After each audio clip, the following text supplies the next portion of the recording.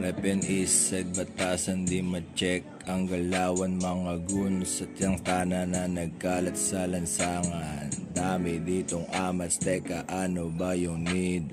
Huwag ka mabahala, liga itong weed. Laking ghetto, may respeto, kaya di mo makikengko. Laging nasa safe zone, diskarte gamit cellphone. Galing kapatiran, papuntang kaunlaran. Mga bitches na tigang ay papaulanan. Sa aming hood, laging good, pasahan ng rolling paper. Puro kami player, wag mo na itest sir. Well connected aming click, kaya ganto kail. Ang humarap sa amin, automatic makikil. Pera lamang aming aim, steady lang sa lane. Yeah. May kanya-kanyang galaw.